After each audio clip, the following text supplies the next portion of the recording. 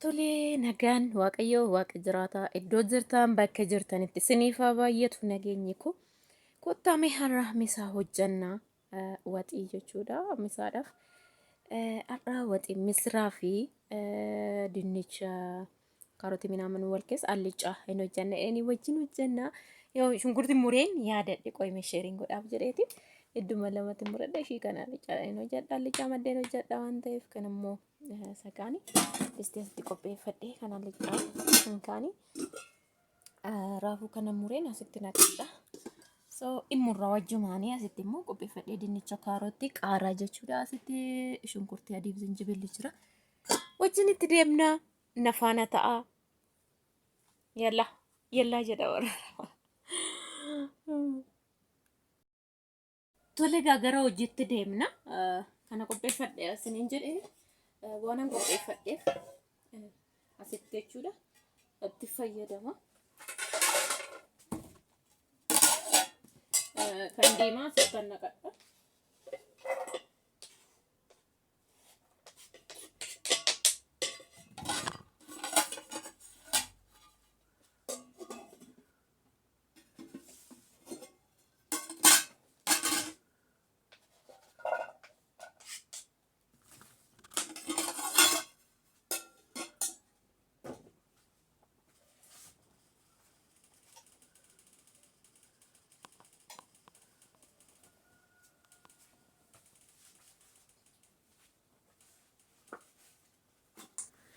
Tolega duraga qopheeffadhee jira gin murre maleedha. Amma kunoo distiitti naqadhe shunkurtii sochoosaa immoo harkasa kanaan kuttu akka biyya arabaatti jechuudha. Maaliif asiin sochoosaa asiin distii meeqa sochoosaa wanti murreetti nanname ture. So anis gaama distii kootti lokkofadhee jira. Isa otoon sochoosuu otoon Dokan isakanit barabara qabami naqachaa jiru immoo asii dinnicha kun namuraa naci shunkurtii kunnan bulleeffadha amma jechuudha. Maaliif gubbi jechuudha. Isin jedhee bira dhaabachuun dasnan jedhu otoon duraa mummureechi kaa'ee dasnan jedhu achi mana garaachillaa distii biraa deemuu hin dandeessan maaliif yeroo qullaataan bira taa'uu qabdu dirqama bishaan maleedha zayitiidhaan kan qullaatan waan ta'eef kanaaf achuma dhaabbatanii namatti wanta dhaga'amu jira des waan nama jedhu hojjechaa akka jirtan waan isin beekamu jira waan ta'eef sooma zayitii kootti naqadhee xinnoo shunkurtiin bilchaachuu dhatte daqiiqaa 2 irra tursiise waan ta'eef amma immoo zayitii koo ittiin qicadhee mana garaachillaa dhadhaadha jedhina ammoo qodaan shenootti bitattan zayitii naqadhee jechuudha. Zayiticha abishii shukunitaan bilcheesseen akka mi'aawutti isatti naqadhee jechuudha. Kan mandhadhaa keessaa fixeedha. Baay'ee tokko dasnameedha. Mee akkas godha abishiidhaan zayitiidhuma bittan suuqidha bilcheessaati qodaatti naqadha. Ilaalame. Inni kun yaada kooti. Waxiidhaaf bareedudha. Zayitii isa qorraa kana fa'ii warri bittan isa fayyadama. Normaali yoo dhadhaa baqsitanii jirtanii erga dhadhaa baqsitanii kaatanii qo'eenyudhuma jira miti shukunoota abishii minaaminaanii miti kan baqsinu kanaaf isumatti fayyadamame. Abasuuda gurraacha fa'i miti kanaaf isuma dhadhaa addarraa xallaltanii zayitii immoo fidaatti naqaati baqsu yoona taphaxamu. ጥሩ ነው በዚህ አጋጣሚ ልንገራችሁ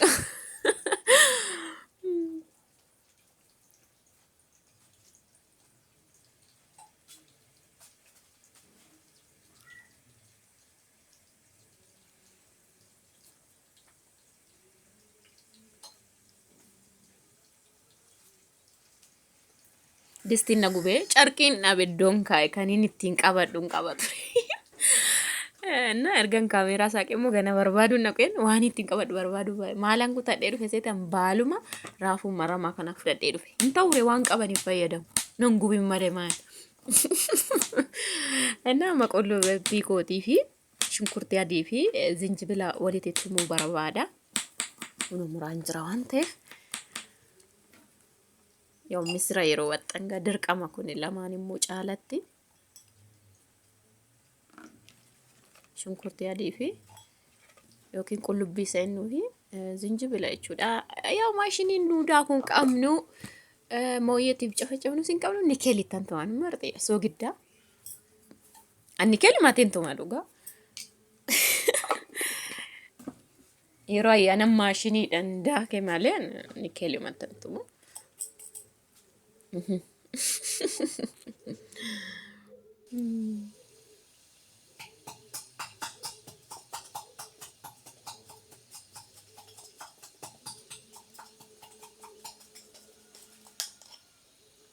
Bulleeffadhee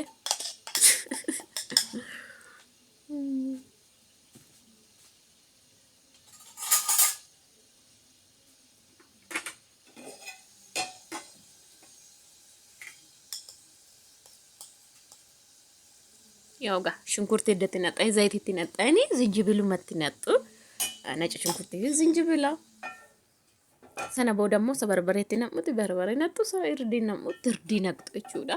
Kuni hundi keenya hin beekna garuu yaa akkaataa itti hojjedhu isinitti hima. Hojiin namaa gargari. Namni for example naca shunkurtii amma duubarra warreen naqan jiru akka hojii abbaatti jechuudha. Ani ግን asumaan naqaa jechuudha.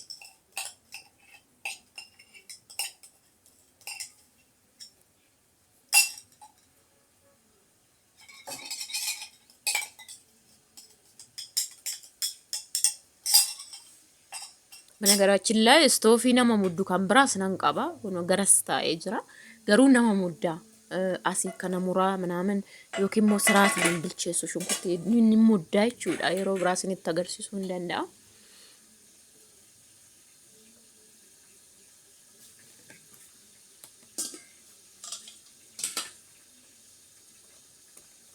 Nama raafuu koo quntus jedhee muraa. Raafuu muraa.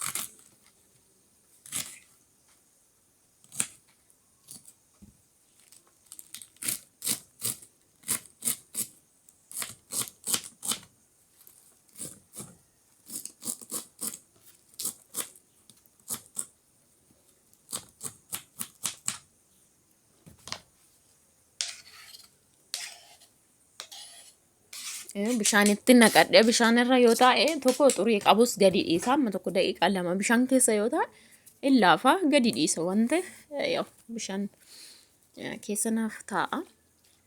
Kunuunsa achi godhadhee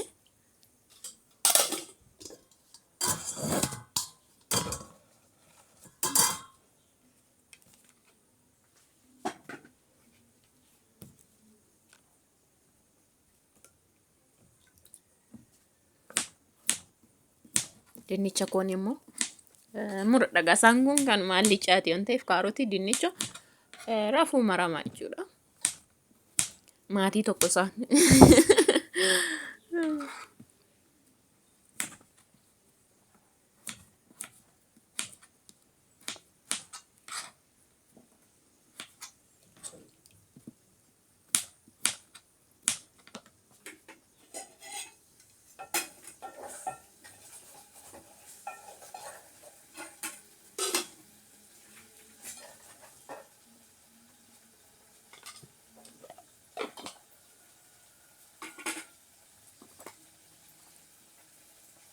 shiqimamii isaa fidachaa jira.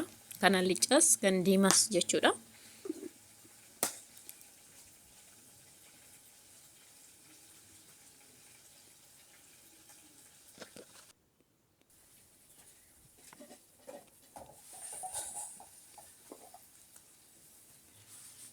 Irdii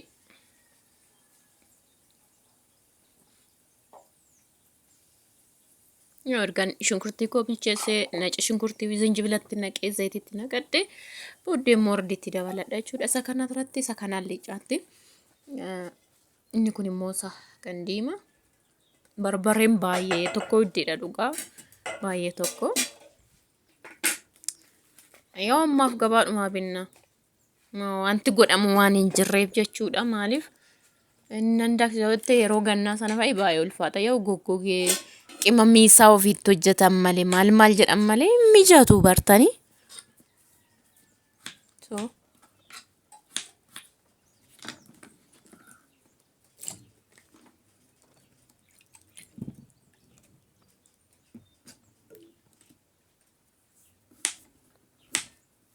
በነገራችን ላይ namni tokko harka nama eega. Isuma raafutti murteetti dinnicha murtaachuun illee danda'ama. Kaarotii murtaachuun illee danda'ama. Maaliif yeroo indesteetii naqu hunduma isaatu nan miicaa jechuudha. Dammoo duras miicamee jira waan ta'eef waliin tuqu isaan tokkuma. Otoo xurii qabaatee akkasin ta'u ture dhiqeen jira duraan. Dinnichas kaarotiis raafus amaramu malee. So booda immoo dhiqee destitti waan naquuf eewumaan qaba jechuudha. Yeroon qaaraa muru garuu nan dhiqasa. Otoo shunkurtii asumatti itti fufee muree sirrii miti kun. So ijoolleen tokko nama eegu harka nama eegu dhugaa.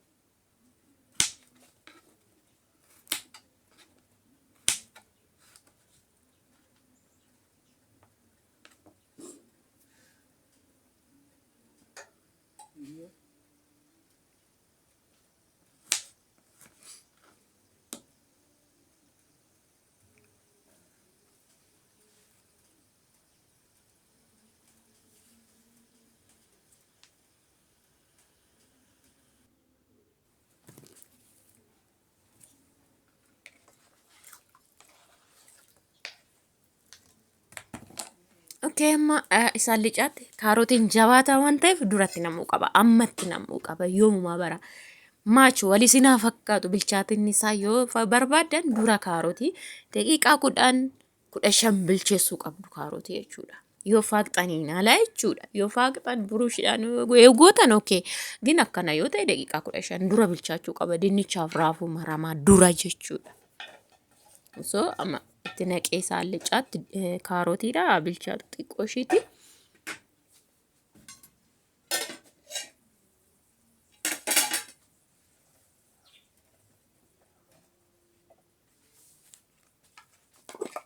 Kun immoo qimamiidha. Qimamii kan diimattan naqaa jira. Qimamii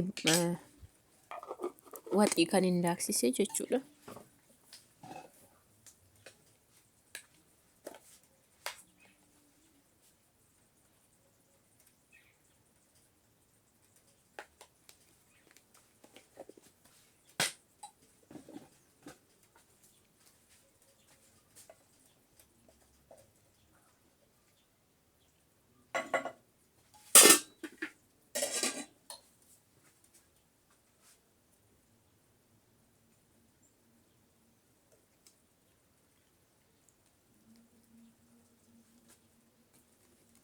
Amma kunoo qaaraa waan muruuf nan dhiqaa jechuudha. Amma kan inni irratti muree jechuudha.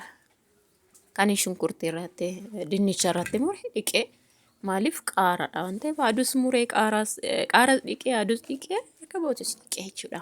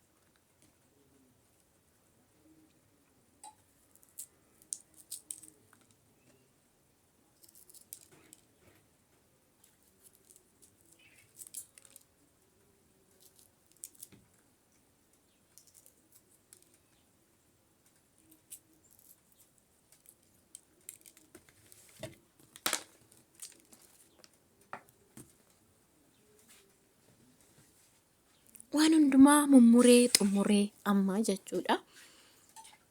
Maqaa bilcheessu qofaa jechuudha. Kanaaf misira koo dhiqeetti naqa. Misiraan itti naqasanni sunis gahaa jira jechuudha. Misira yeroo hundumaa yeroo qollaatan yaa turuu qaba. Barbareen sirriitti bilchaachuu qaba. Kanaaf jechuudha. So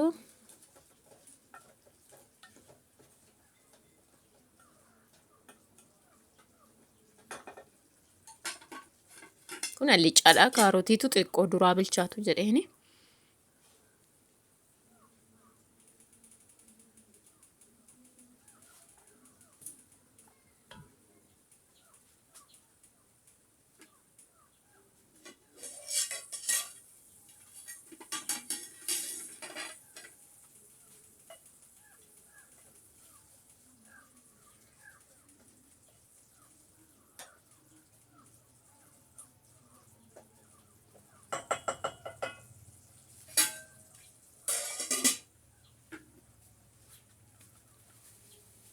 Amma misiraan dhiqaa jechuudha. Miicadha maaliif gahee jiran sitti naqa waan ta'eef misira kootti naqadheen amma bira dhaabadhee hojjechuu raawwachuu qubannaaf jechuudha. Maaliif mummuree xumuree kun ofii lafiitii keessanitti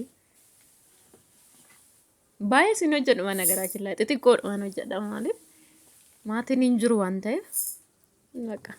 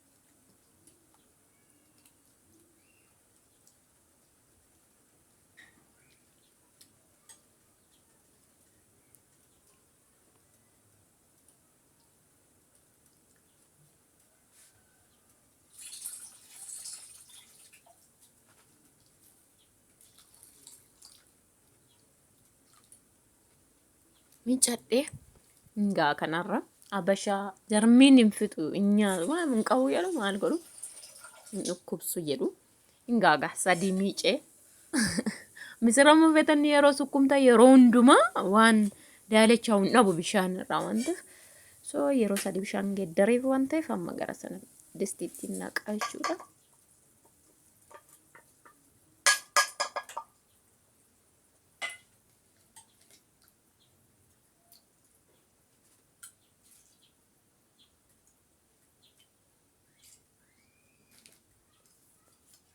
በነገራችን ላይ ዶን ኩሽናን ጥቅቲን አላጀርት jechuudha manarraan adda baateeti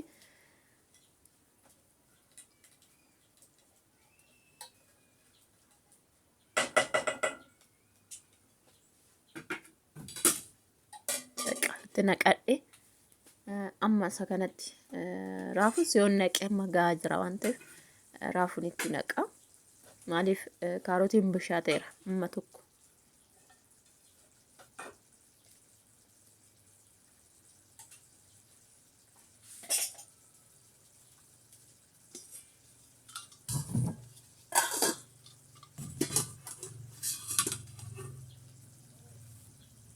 Bakka ittiin naqa raafuutti jechuudha. Kaarotiin daqiiqaa 15 tokko 15 isa ta'u baate 10 bilchaate jedhee yaada. Daqiiqaa 10 bilchaate yaada.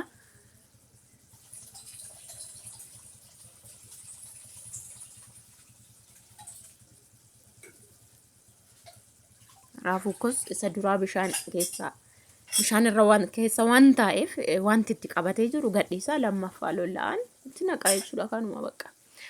Alaatu yeroo sana miicitanii itti naqurra daqiiqaa tokko lama bishaan keessa wanti taa'e bareedudha. Maaliif gadi dhiisa amma bishaanichi raafuu kanarraa gadi dhiisa wanti ta'e jechuudha. Wanti itti qabate yoo jiraate waan akkasii jechuudha.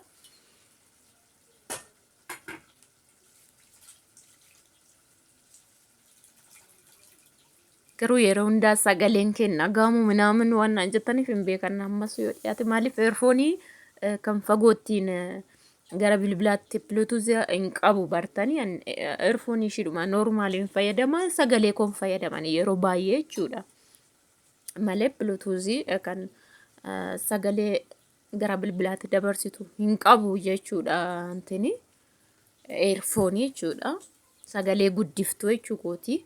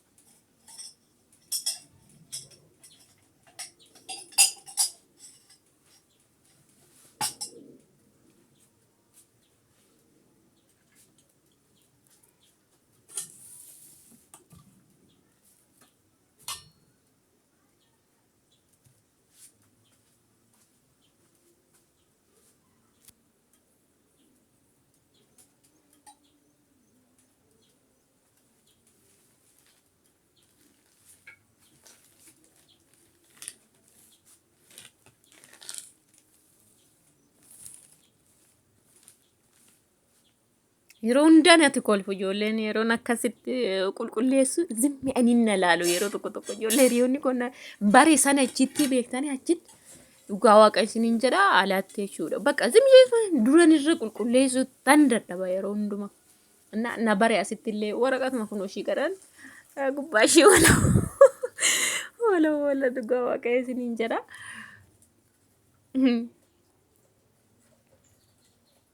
Yaa waan itti jiraatantu jireenya waan ta'eef of tuffachuu kotoo hin taane waraqaticha waaqayyoon haa eebbifamu. Maaliif akka nama isa tokko ta'uu dideeniin nan barbaachisu. Maaliif kun tirfiidha. Anaaf kun tirfiidha amma. Namoonni tokko ganama cabsan illee jiru garuu ana na cabsanii miti. Ana namni ilaalchuma gadii tokko iyyuu naa kennee takkaa hin jiru dhugaa waaqayyo ijoolleen hundi keessa galanii na dubbisan bichaan. Yeroo tokko nan bo'an namni akkasumas kan nama jaalatu hin jira. Zim jedhee akkanumatti nama laalee yaada namaa dhaggeeffatee na jechisiisa. Garuu wanti biraan itti dhaga'amee tun taane yeroo tokko ijoolleen tokko bakka harka kee jala eegu waan hir'ate wayii teegu. Shamma xiqqoo wayii raafuunis mussus waan jetteef dinnichi dhuma irratti namuu qaba. Baay'ee wal gatuu hin qabu. Raafuun kichuu waan taateef Itu sejabataa ta'e xinnoo daqiiqaa 5 ta'uu qaba. Kun raafuun mus gadeennan dinnichatti naqee jechuudha. Amma sadanuu wal qixa bilchaatu wal fakkaatu jechuudha. Amma kaarotiin bilchaatee jira.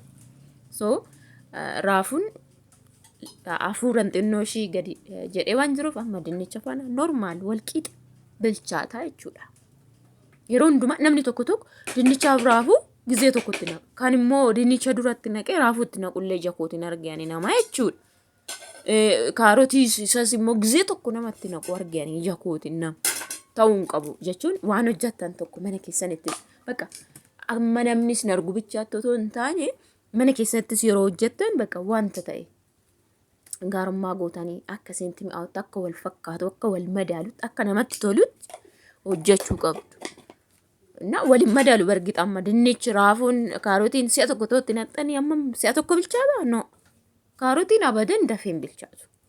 Raafuun umtillee tokko jabaataa ta'e kan qancaaree ta'e ana tokkichuu fayyadame malee dinnicha faana waliin madaalu maaliif dinnichi dafee musus jedha daqiiqaa 5 bichaadha bakka dinnichi. Kanaaf isaan kan dura isteeppii itti naqxanii bilcheessuu achii booda hundumaa bakka akkasitti wal madaalaa jechuudha. Ana amma xumuree mi'a koo kakkaasaa jira isanitti fayyadamaa ture.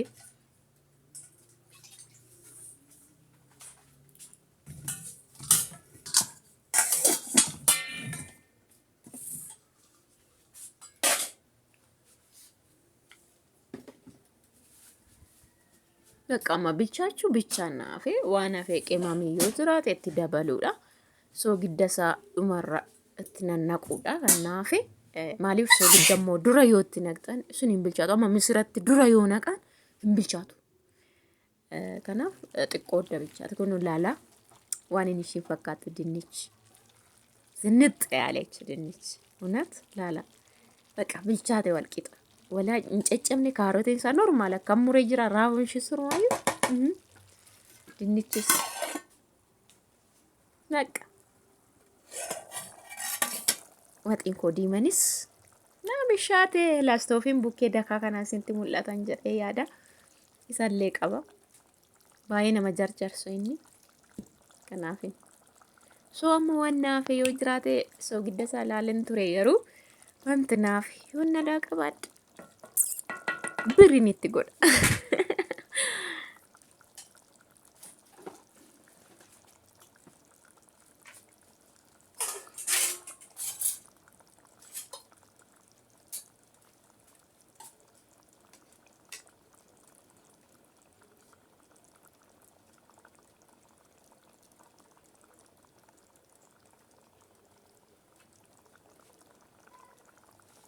Look at that. Hin qorraan bubbisaa amma waan ta'eef simmintoodha manni keessa dharaan walitti qabatti. So dharaa kootii itti naqadhee dhumarra duraan zayitiin akka fayyadame beektu. Dinnicha kootittis xiqqoo ishee bir godhadheen yoo zayitiif dhadhaa waluma madaalee yeroo kanatti dhadhaa ammoo wayyaatti hojjettanii mi'eessalleen. Zayitiin zimmeedhe kumaaf dhibbaan zayitii 5 liitirii sana amma bitan kiiloo 2 dhadhaa bituu wayyaa jechuudha. Yes waan nama jedhu jechuudha. Xiqqoo wayii misira naafa malee dinnichi raawwate jechuudha.